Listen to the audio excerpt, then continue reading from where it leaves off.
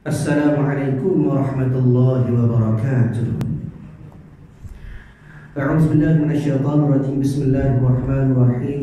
Alhamdulillahi rabbil alamin.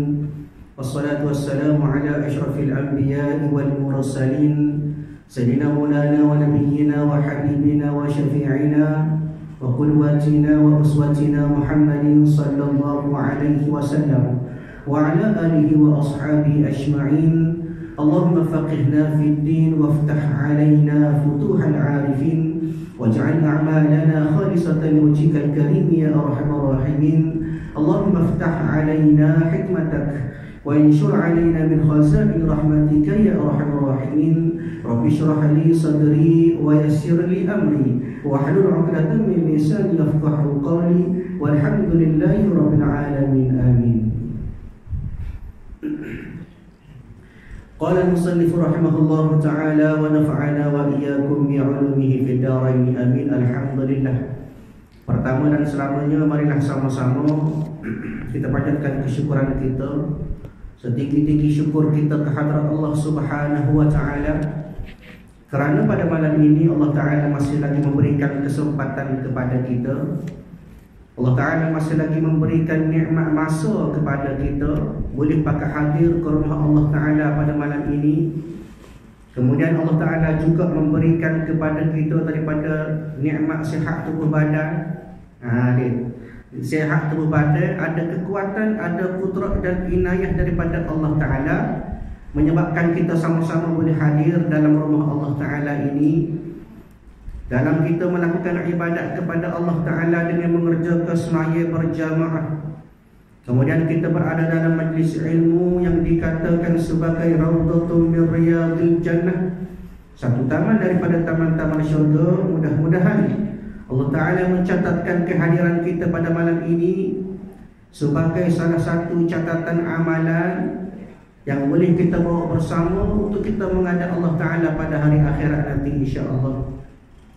Tuan-tuan perempuan yang dirahmati oleh Allah Subhanahu wa ta'ala, kita sambung lagi kuliah kita daripada kitab Penawar Bagi Hati.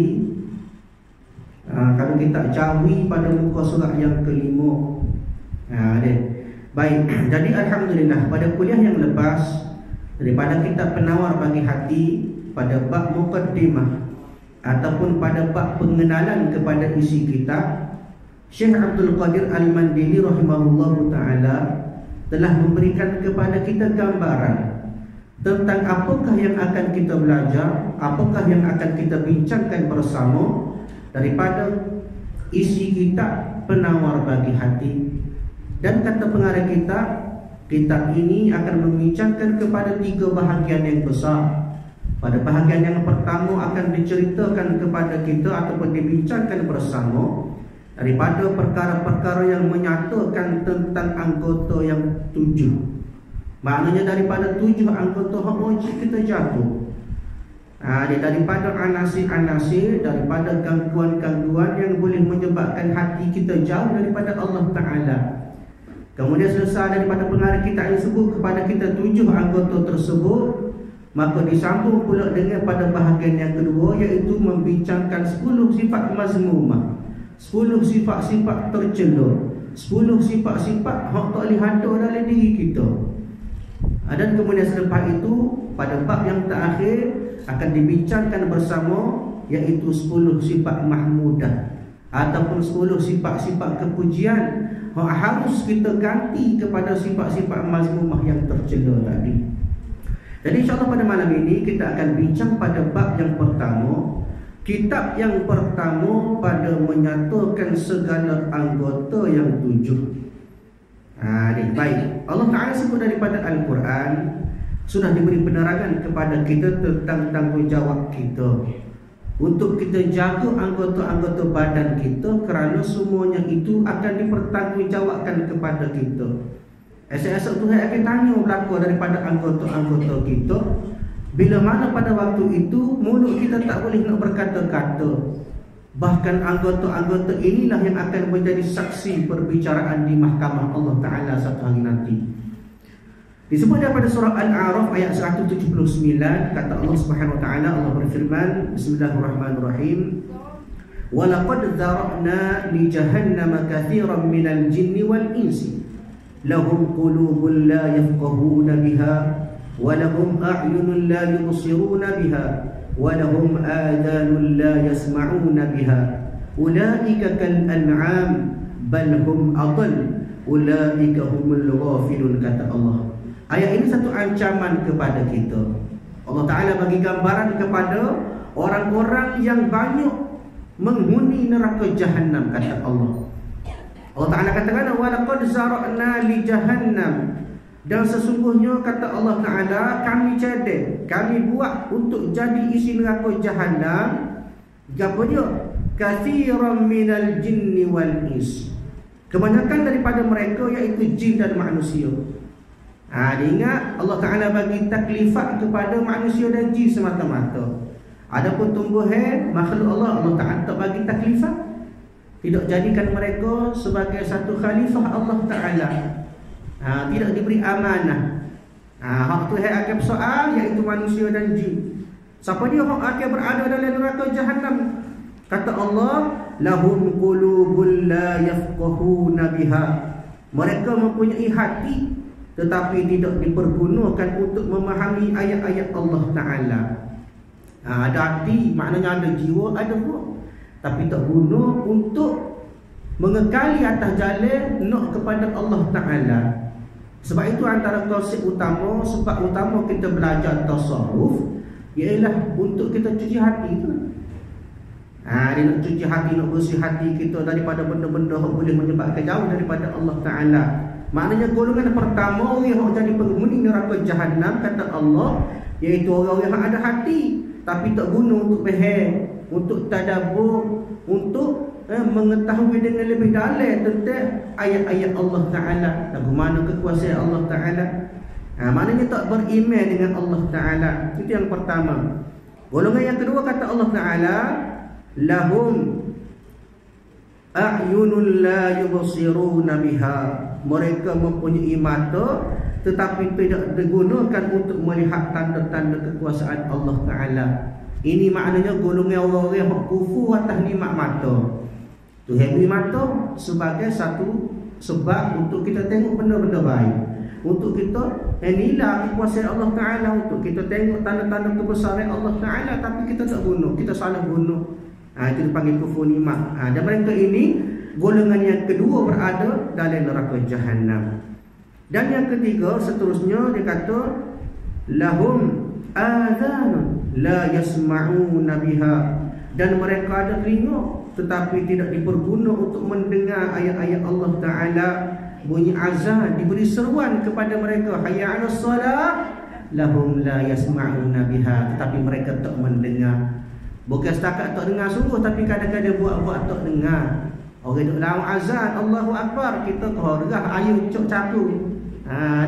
Maknanya buat kerja kita tanpa kita hiraukan ataupun kita dengar seruan daripada Allah Ta'ala untuk ajak kita semaya dan sebagainya. Jadi kapal lain lah, kapal ni alhamdulillah bagus berapa, bila bunyi bepak kat mari bangsa berapa bagus kapal ni alhamdulillah. Tapi maksudnya di sini tuan-tuan, ada telinga tapi tak dengar, nak dengar, tidak mendengar daripada nikmat Allah Ta'ala. Suruh baca Quran, kita dengar Quran, kita dengar benda-benda baik, kita dengar zikir, kita dengar nasihat-nasihat yang boleh memberi hidayah kepada kita. Tapi malangnya orang-orang inilah hak tak mendengar daripada nikmat telinga Tuhan beri, tak guna atas jalan kebaikan, mereka juga daripada penghuni neraka Jahannam, kata Allah. Kena faham mana. Dan kemudian pukulan Allah Ta'ala, Allah Ta'ala jawab kan, ulaika kal an'am, mereka itu seolah-olah seperti binatang, kata Allah. Kenapa? Nikmat Tuhan beri tak guna. Kita ada akal untuk kita memikirkan betapa kita kena syukur atas nikmat Allah Ta'ala pun, tapi kita tidak guna nikmat akal tersebut untuk kita fikir kebaikan atas jalan ibadat kepada Allah. Maka Allah Ta'ala panggil, Allah Ta'ala gelar kepada mereka ini sebagai kal an'am, seperti binatang. Bahkan balhum adol, tapi mereka ini bahkan lebih sesak lagi daripada binatang. Binatang tidak ada akal, tak boleh nak fikir mana baik, mana buruk, mana perintah Allah, mana larangan Allah. Dia tak boleh nak nilai, tak boleh buat pertimbangan akal. Maka dia tu tak kena lah, tak ada taklifat kepada mereka. Adapun kita Tuhan beri akal, maka Tuhan gelar kita lebih berat daripada binatang bila mana kita tidak menggunakan akal tersebut untuk kita menilai kebaikan daripada Allah Ta'ala. Ulaika humul ghafilun, kata Allah, mereka itulah orang-orang yang lalai. Jadi benda ni tuan-tuan puan-puan, tepuk dada, tanya diri kita sendiri secara mana kita. Adakah kita termasuk kepada golongan mereka-mereka yang dikatakan Allah seperti binatang, ataupun kita benar-benar beriman kepada Allah? Sebab itulah tuan-tuan, pada awal kitab ini setelah dibincangkan ataupun disebut tentang mukadimah kitab, maka terus masuk kepada bab ataupun tajuk bahagian yang pertama pada menyatakan segala anggota yang 7. 7 anggota inilah yang akan dipersoalkan di sisi Allah Subhanahu Wa Taala esok-esok. Ni. Sebab itulah tuan-tuan, dibawa oleh pengarang kitab ni Syekh Abdul Qadir Al-Madili rahimahullahu taala, perlunya untuk kita jaga anggota-anggota ni dulu. Dia jaga anggota-anggota yang akan jadi amanah. Kemudian kita cuci hati, buang daripada sifat mazmumah, maka kita ganti dengan sifat mahmudah. Itu konsep orang panggil tasawuf, yang dikatakan sebagai tasawuf ibtidaiyah, tasawuf permulaan. Ni kita kadang nak mengaji tinggi-tinggi. Dia bila sebut kitab penawar bagai kita asyik mengaji. Anggota mengaji, kita pernah mengaji kitab hikayah lalu. Hikayah Ibnu Athaillah. Dia nak masuk suluk selalu tu. Ni tak boleh, kena belajar daripada asas. Dan kitab inilah yang dikatakan sebagai ibtidaiyah. Bagaimana kita nak bersih hati kita di peringkat awal, barulah kita boleh meneruskan perjalanan kita untuk kita cari redha Allah Ta'ala menuju ke hadratillah. Itu sebenarnya perjalanan pada ilmu tasawuf. Baik, masuk dalam kitab Faslun. Fasal yang pertama, bab yang pertama pada menyatakan mata. Kita kena ingat ramai manusia pada hari ini tertipu dengan mata. Mata. Beruntung kita Allah Ta'ala beri mata, tapi dalam masa sama kita kena ucap takziah atas diri kita sendiri atas nikmat mata tu beri, tapi kita tak guna sebaiknya.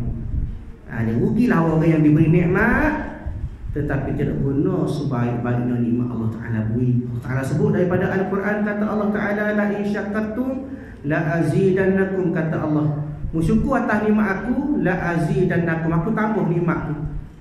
Aku tambah lagi nikmat aku beri lagi nikmat supaya mu lebih bersyukur atas nikmat aku beri tu. Ni. Kemudian kata Allah Ta'ala, wala in kafartum, kalau mukufur atas nikmat aku beri, kata Allah, inna azabi lasyadid, sungguhnya azab aku pada kamu esok amat-amat berat. Jadi antara nikmat Allah beri nikmat mata ni lah. Kita kena dengar molek nikmat mata, kata Allah Ta'ala disebut daripada surah Al-Balad. Allah Ta'ala sebut alam naj'al lahu 'ainayni. Di surah Al-Balad, la uqsimu bihadzal balad tu. Pada ayat ke-8 Allah Ta'ala sebut alam naj'al lahu 'ainain, kata Allah, mengapa manusia terpedaya dan bermegah-megah. Kita tu suka dengan nikmat mata Tuhan beri. Dia bangga kita ada nikmat mata, tapi seringkali kita tertipu. Tidakkah kami telah menjadikan baginya nikmat mata, kata Allah, sedangkan untuk memerhatikan kekuasaan dan kekayaan kami. Satu persoalan daripada Allah Ta'ala dari surah Al-Balad. Tuhan sindir kita. Kita nak suka tegak boleh nikmat mata, tapi tak guna atas jalan nak membesarkan nikmat Allah Ta'ala beri pada kita. Sebab itulah kena jaga molek pandangan mata kita, nikmat mata. Baik, ketahuilah olehmu, maknanya ay al-muridul ilmi, ketahuilah olehmu wahai orang-orang yang belajar pada bab ilmu daripada kalangan kita tu lah. Apa dia? Bahawasanya mata engkau itu menjadikan dia, maknanya menjadikan mata itu oleh Allah Ta'ala bagi engkau kerana beberapa faedah. Kita kena ingat setiap benda Allah Ta'ala beri ada sebab. Tuhan beri mata ada sebab dia, Tuhan beri anggota lain pun ada sebab dia. Ulama kata likulli syai'in sababun, setiap benda yang berlaku dia ada sebab dia. Sebab apa gini? Sebab gini. Sebab apa gini? Sebab gini. Begitu juga kata ulama likulli syai'in hikmatun, setiap benda yang berlaku ada hikmah dia, ada hikmah dia. Jadi sebalik ujian Tuhan beri ada sebab dia, ada hikmah dia. Begitu juga nikmat mata diberi atas sebab kerana beberapa faedah.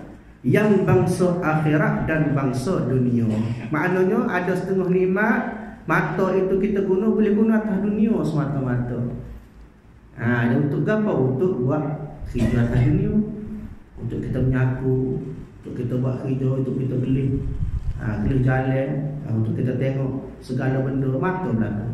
Itu dipanggil kegunaan atas bangsa dunia. Ada pun setengah bangsa akhirat, iaitu bila mana kita guna mata tengok Quran, kita mengaji Quran, tapi dengan bantuan nikmat mata, suruh mata boleh tengok Quran, maka kita boleh pahala. Waktu dibawa kepada bangsa akhirat. Baik. Maka setengah daripada segala faedahnya, faedah mata itu yang bangsa akhirat. Apa dia pengarang ni kata? Memandang kepada langit, tengok langit dan matahari dan bulan dan bintang dan lainnya. Maknanya untuk kita tengok benda-benda tu. Supaya apa? Supaya berdalil engkau. Maknanya kita istidlal, kita menggunakan apa-apa yang kita tengok itu sebagai satu dalil. Dengan dia atas ada Allah Ta'ala. Tengok langit, comel langit. Kita fikir siapa dia buat langit? Allah Ta'ala buat langit. Ada langitnya sendiri? Tidak. Maknanya ada langit kerana Allah Ta'ala buat. Begitu juga tengok matahari, tengok bulan, tengok bintang, supaya kita membesarkan Allah Ta'ala, ta'zim kita kepada Allah Ta'ala, hebatnya kita kepada Allah. Kita fikir lagu mana Allah Ta'ala buat. Boleh matahari boleh tubik api cahaya dia, bumi kita berpusing berputar, tidak raja terbabah dan sebagainya, kuasa Allah Ta'ala. Maka di situ membesarkan kuasa Allah Ta'ala dengan menyebabkan kita jadi semakin berada di bawah landasan, ataupun semakin kita rasa kecil di sisi Allah Ta'ala. Hebat Allah Ta'ala boleh buat neraka, tapi kita lemah di sisi Allah Ta'ala. Maka di situ bila kita tengok daripada benda-benda tadi, menyebabkan kita berfikir berdalil bahawa semua itu atas kudrat Allah Ta'ala dan atas keesaannya, maknanya atas wahdaniyah Allah Ta'ala, dan atas kekuasaannya, kekuasaan kudrat Allah Ta'ala. Maknanya tengok atas benda, ia boleh menyebabkan hadirnya rasa cinta kita kepada Allah Ta'ala. Itu guna nikmat mata. Itu bangsa akhirat. Dan setengah daripada faedah atas nikmat mata, melihat akan Quran. Kita tengok Quran, lagi kita baca. Tengok tu bagus dah, boleh pahala dah. Sekadar pahala kita tengok tu. Adapun kita baca tu boleh pahala lagi. Baca banyak lagi, berganda-ganda lagi. Maknanya guna nikmat mata untuk melihat akan Quran dan melihat akan jalan kepada masjid. Dia nak suruh kita melalui jalan-jalan yang baik pergi masjid, tidak sempak, tidak belajar dan sebagainya. Maknanya guna nikmat mata juga. Dan kepada tempat menuntut ilmu, nak pergi balasah, nak pergi sekolah, nak pergi tempat-tempat yang boleh memberikan ilmu kepada kita, nak belajar, atas nikmat mata juga. Dan setengah daripada faedahnya yang bangsa dunia pula, melihat perusahaan engkau. Mana kita nak tengok kerja buat kita atas dunia setara mana. Kalau kerja tukar rumah tu, mana nak buat kerja rumah, tukar rumah, nak melah, bahagian melah. Hak cikgu pula kerja bahagian cikgu dan sebagainya. Maknanya atas kerja kita atas dunia, dan melepaskan engkau daripada segala yang menyakiti seperti jatuh dan berlagu. Maknanya semua hal disebut ini atas faedah nikmat mata berlaku. Cuba bayar tak ada mata sebutir lagu mana. Dia sebutir boleh tahan lagi, tak ada mata dua tu lagu mana. Ini tergagal dalam kegelapan. Nikmat mata. Begitulah antaranya cerita yang disebut oleh ulama rahimahullah ta'ala, cerita yang berlaku kepada salah seorang ulama al-abid, orang ahli ibadat. Nama dia Barsisa al-abid, orang ahli ibadat, rajin buat amal ibadat kepada Allah Ta'ala, semaya untuk tinggal sebagainya. Dia ni sampai kehebat dia buat amal ibadat, dia duduk tapa di gua. Duduk tapa di gua, tak ada cara kau makhluk lain, cara kau buat amal ibadat. Semaya tengah hari dia puasa. Itu orang ahli ibadat. Tapi satu ketika bila mana dia meninggal, ditanya oleh para malaikat, sungguhnya mu ni wahai Barsisa, diberi peluang untuk masuk syurga atas rahmat Allah Ta'ala. Tapi Barsisa ni dia angkuh, dia sombong. Dia rakyat ke malaikat, aku tak bisa masuk syurga dengan rahmat Allah Ta'ala. Aku nak masuk syurga dengan amal yang aku buat. Muka aku hebat. Semaya tak tinggal puasa hari-hari, kecuali waktu hari-hari diharamkan berpuasa. Dinoyaknya dia hebat di segi ibadat. Bila malaikat offer masuk syurga, tak say dengan rahmat Allah Ta'ala, nak masuk dengan amal. Maka bila lagu tu, bila jumpa dengan Allah Ta'ala, maka Allah Ta'ala bersedia pada malaikat, tak apa, ikutlah dia tu. Dibawa ke tempat timbangan, maka dia letak amal ibadat di atas neraca timbangan, berat debung datu, berat sebelah. Kenapa? Bukan letak amal dia tu banyak. Dia pasal hidup dia tu hanya untuk beramal kepada Allah, tapi dia lupa dia angkuh dengan amal dia. Orang panggil dia berijtihad ataupun dia iktimat pada amal dia, bergantung pada amal dia, menyebabkan orang masuk surga dengan rahmat Allah Ta'ala pun tak usah nak masuk dengan amal. Maka bila letak pula, bila alik kiri letak amal pahala dia, tegung berat amal ibadat dia, maka Allah Ta'ala kata mencabut nikmat mata semutiah untuk atas nimbe. Dan muka dia masuk dengan amal ibadat dia, tertimbang dengan nikmat mata yang aku beri ke dia, kata Allah. Maka malaikat ambil sebuti mata dia untuk atas nimbe, berat nikmat mata lagi pada amal ibadat. Sedangkan dia tu al-ibadat digelar sebagai al-abid, ahli ibadat, tapi nak balik nikmat mata sebuti je, nescaya berat lagi nikmat mata tu. Besar nikmat mata. Tapi kena ingat atas cara kita guna. Ni kalau nikmat mata tu lebih baik dah pada kita comel molek, cerah molek, tak pakai spek. Orang ni puluh pun cerah lagi mata, boleh ngaji lagi. Itu diberi dengan baik. Tapi cara kita guna berlaku mana? Kalau kita guna tu tidak dengan cara yang baik, kita buat maksiat kepada Allah Ta'ala, tengok benda-benda yang haram, maka hal ni pun dikira sebagai tidak syukur atas nikmat mata. Atau nanti kau buat amal ibadat banyak, tengok pada kita guna mata, nikmat hak Tuhan beri, tak campur nikmat lain lah. Ayatnya di sini perlunya untuk kita guna nikmat mata hak Allah Ta'ala beri dengan sebaik-baiknya.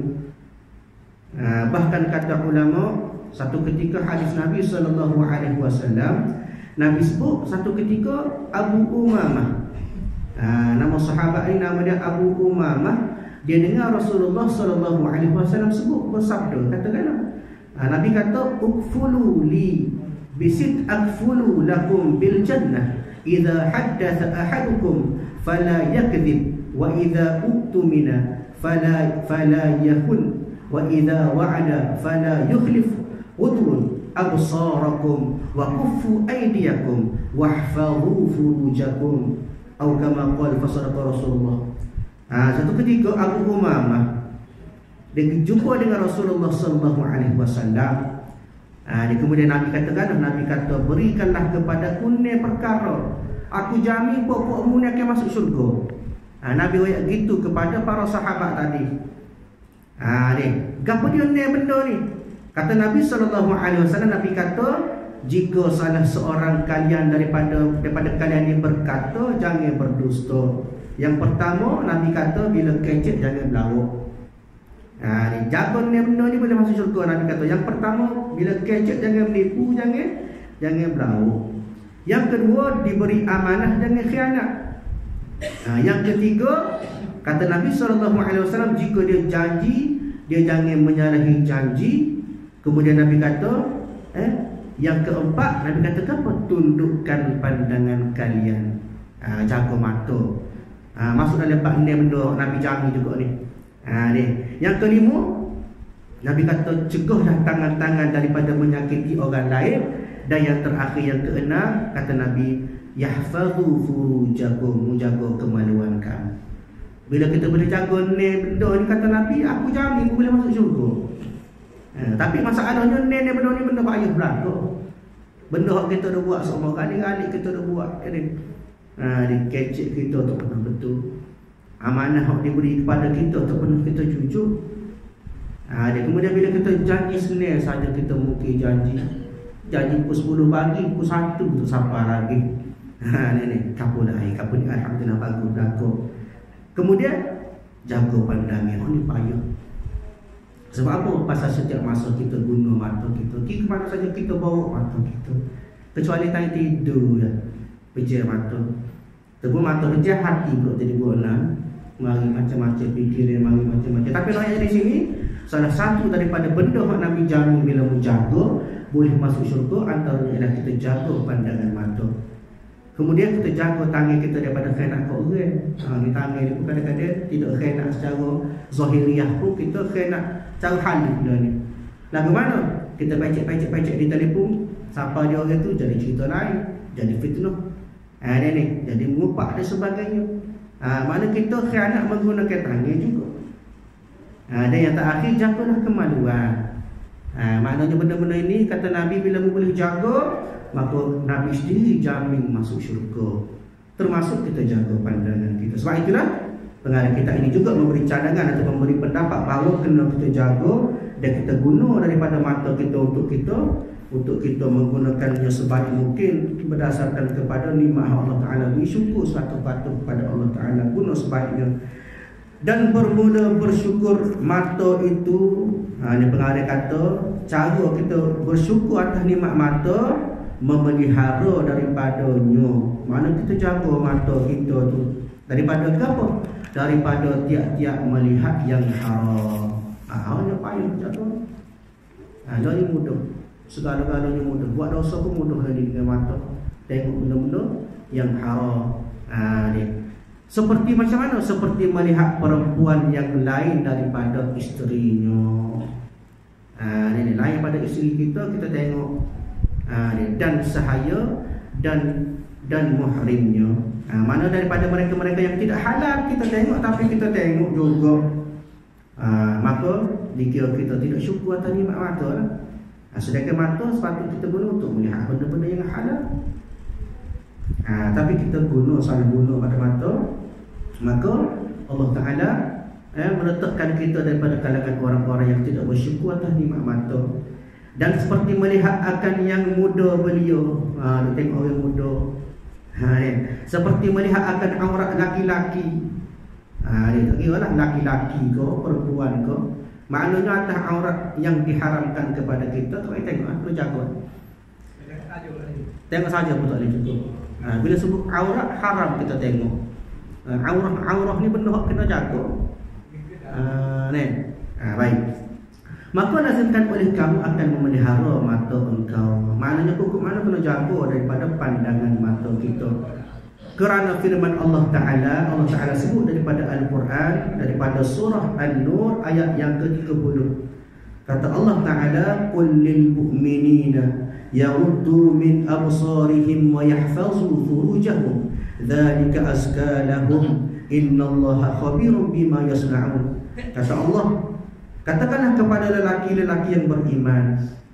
Maknanya bersabda olehmu wahai Rasulullah. Jadi Allah Ta'ala di sini ayat ini dia khitab kepada Rasulullah. Pesanan kepada Rasulullah oleh Allah Ta'ala. Wahai Rasulullah katanya, bagi sekalian yang beriman, pejamkan oleh kamu akan mata kamu. Apa maksud pejam? Allah Ta'ala suruh Nabi besar kita suruh pejam rapat gitu ke? Tak. Maksud pejam kita jaga yahfazu. Kita jaga waddu min absarihim, kita jaga pandangan. Bukan masuk pejam rapat semacam itu dah. Kita buka mata kita, tapi kita jaga daripada pandangan-pandangan yang haram, daripada barang yang tiada harus. Jaga tu maksudnya bila tengok tak pandang lain lah. Itu dipanggil jaga. Maknanya kita tidak cari penyakit dengan mata kita. Ini tengok benda haram, tengok, tengok. Dia pasal dia tu benda haram dia sedap berlaku. Dari mata turun ke hati. Ini maknanya daripada benda-benda haram ni, kata ulama, benda haram ni sedap berlaku. Sebab itu kata ulama, jalan kita nak menuju kepada syurga hang tak sedap berlaku, hak pahit berlaku, hak payah berlaku. Adapun nak masuk neraka mudah, benda sedap, benda mudah. Ni benda hak nak sombong, benda hak berlaku dengan kita, berlaku dengan hawa nafsu. Ni maknanya mengendok. Bila kita jaga pandangan, maka kita jaga daripada benda-benda yang tiada harus bagi kamu melihatnya. Nescaya memecam oleh mereka akan segala mata mereka itu. Maknanya bila Nabi royak lagu tu, kita kena pejalah mata kita. Maknanya kita kena jagalah daripada pandangan mata kita. Dan suruh olehmu akan mereka itu dengan memelihara faraj mereka itu. Maknanya kena jaga kemaluan juga. Karena apa kata ulama, bermula daripada pandangan mata, biasanya akan membawa kepada start daripada zina mata, boleh membawa kepada zina hati dan zina anggota yang lain. Start daripada tengok ya, maka boleh bawa kepada zina-zina yang lain. Akhirnya hak lebih berat boleh membawa kepada zina kemaluan. Hak yang berat. Sebabnya bermula daripada mata kita. Ni. Nescaya memelihara mereka akan segala faraj mereka itu daripada yang haram dikerjakan dengan dia. Maknanya hukum mana kena jaga supaya daripada mata tidak bawa kepada hati dan anggota-anggota yang lain. Kalau mata kita boleh halang daripada tengok benda yang haram, maka begitulah hati kita juga akan makin jauh daripada benda-benda maksiat kepada Allah Ta'ala. Dan yang demikian itu, yang demikian mana kita memelihara, kita jaga pandangan itu, lebih baik bagi mereka itu. Ni waktu lah hak modelnya. Waktu lah Allah Ta'ala nak.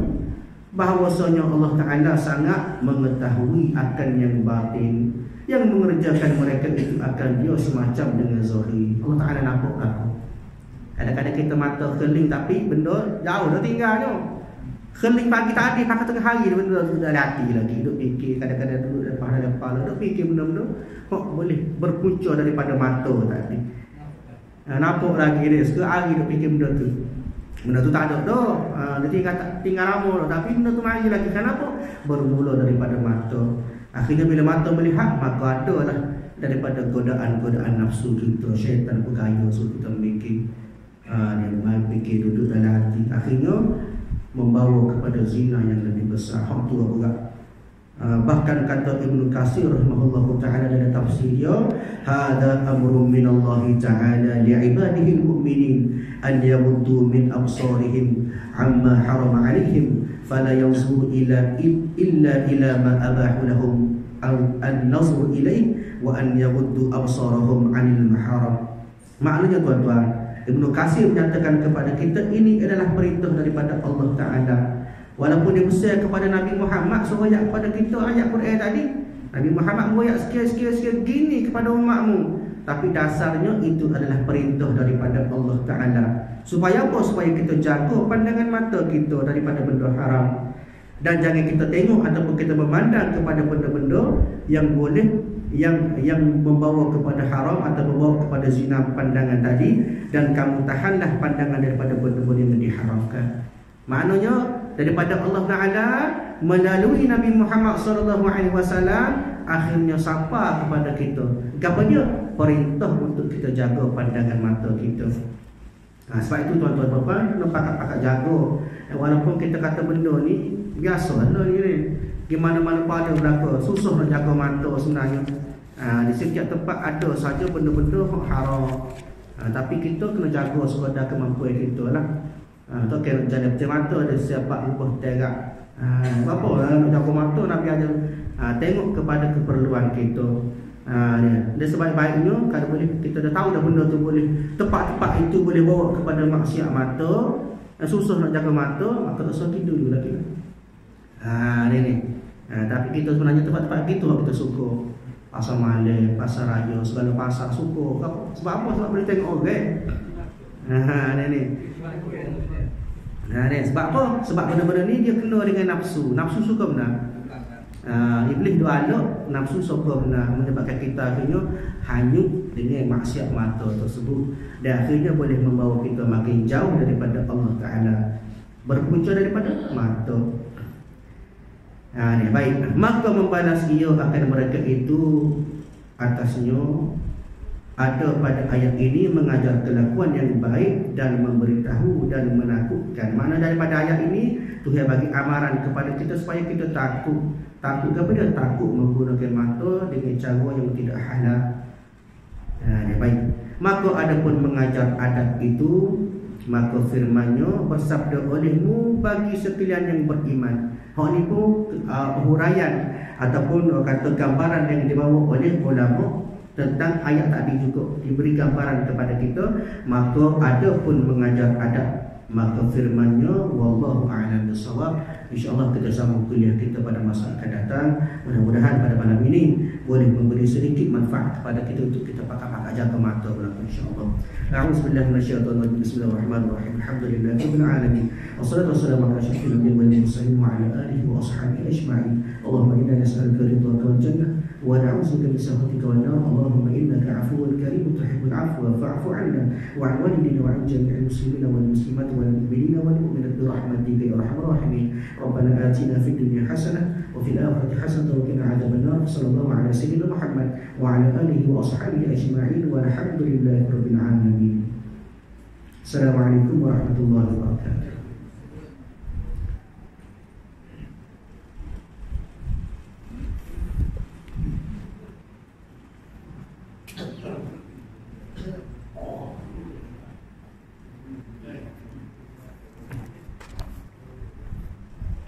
Thank you.